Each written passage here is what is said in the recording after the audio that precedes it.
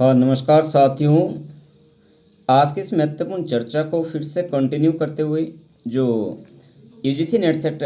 JRF college cadre और PGT का जो हमारा सिलेबस रहता है उस सिलेबस का एक महत्वपूर्ण जो पार्ट इंडियन स्कॉलर्स के बारे में रहता है उसको डिस्क्राइब कर रहे हैं। और आज की इस चर्चा के अंदर हम मोहम्मद इकबाल के जो उनके महत्वपूर्ण राजनीतिक विचार रहे हैं उसको आज की इस चर्चा के अंदर हम डिस्क्राइब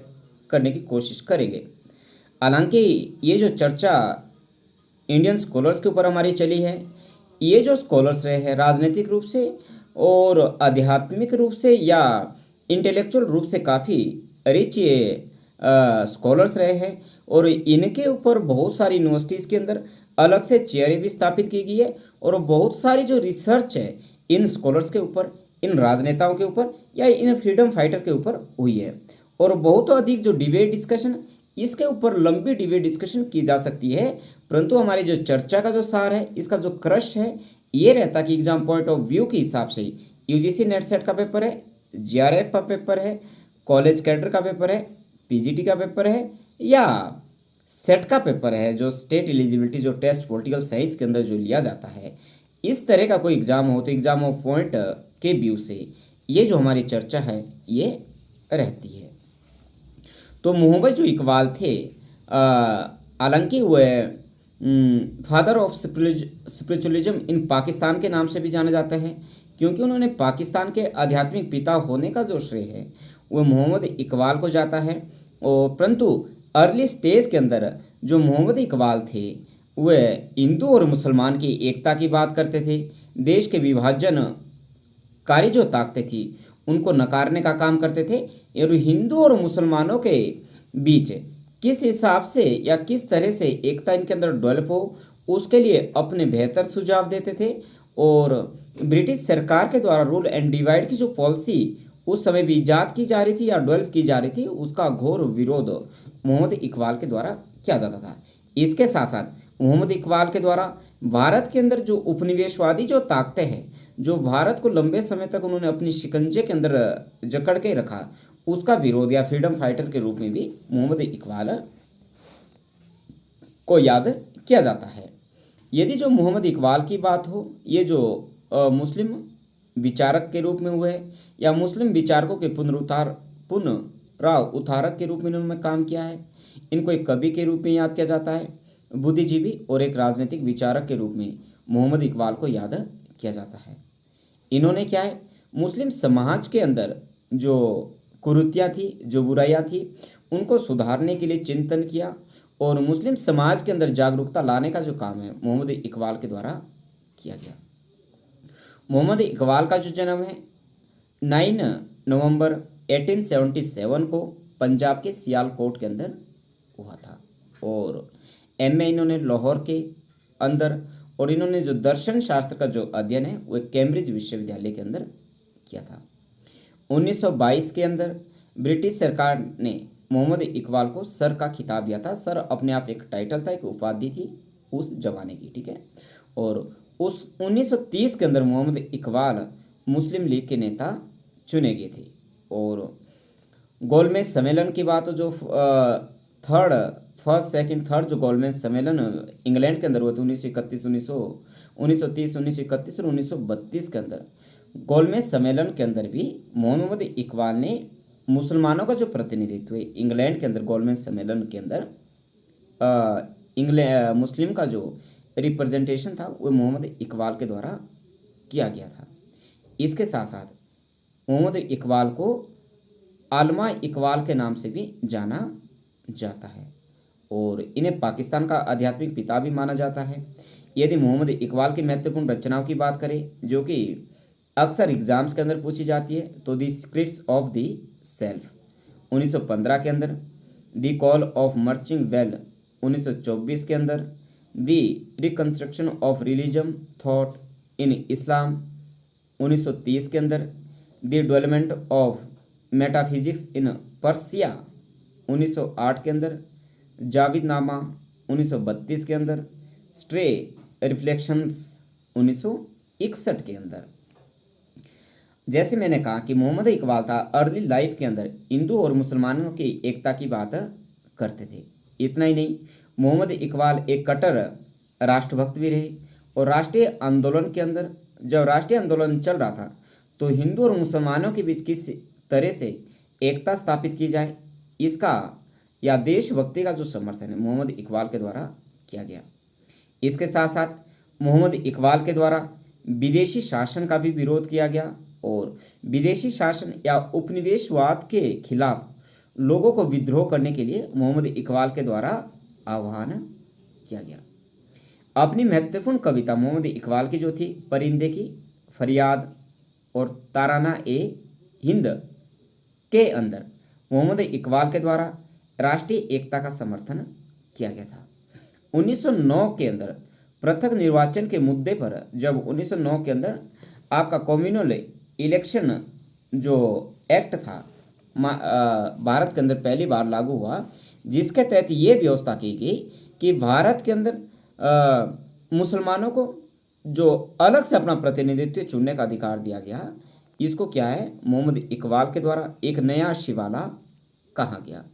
जिसका उनका ये मानना था जिसके अंदर सभी धार्मिक जो भेदभाव थे वे क्या समाप्त हो जाएंगे और भारत के अंदर क्या है प्रेम व भक्ति की भावना भी बनी रहेगी। इसके साथ हालांकि मोहम्मद इकबाल ने इस्लामी राष्ट्रवाद पे क्या है बहुत अधिक बल दिया जाता और मोहम्मद इकबाल ने उसके बाद क्या है मुस्लिम समाज के अंदर मुस्लिम समाज के उद्धार के लिए या मुस्लिम समाज के अंदर सुदृढ़ीकरण के लिए या मुस्लिम समाज के उत्थान के लिए क्या है बहुत अधिक प्रयास किए थे। मोहम्मद इकबाल के द्वारा पाश्चात्यकरण का भी विरोध किया गया था और पाश्चात्यकरण के विरोध के अंदर मोहम्मद इकबाल ने ये कहा कि पाश्चात्यकरण और यूरोप के अंधाधुंध अनुसरण को उन्होंने क्या है हानिकारक बताया था, सही नहीं है ये। उनका ये मानना था कि जो यूरोपीय जो सभ्यता है ये तर्क और बुद्धि पे आधारित है, जबकि तर्क व बुद्धि की अपेक्षा प्रेम व सहानुभूति ज़्यादा महत्वपूर्ण है। उनका ये मानना था कि यूरोप का जो ज्ञान है वह आत्मा रहित है तथा प्रेमहीन होने के कारण का ये अपने आप में अर्थहीन है। खुदी के सिद्धांत की बात हो तो मोहम्मद इकबाल का ये मानना था कि इकबाल के खुदी का जो सिद्धांत केवल आत्मा ही नहीं बल्कि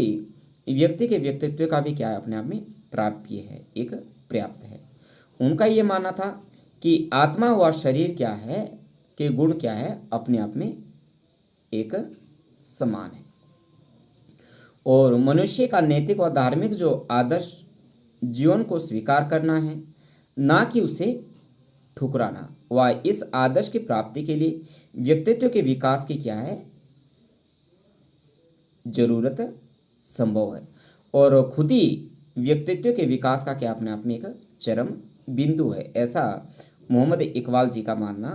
रहा है। और उनका ये भी मानना रहा कि व्यक्ति को अपने भीतर नई तरह की इच्छाएं पैदा करनी चाहिए, जागृत करनी चाहिए व उन्हें प्राप्त करने के लिए ताउम्र या जीवन भर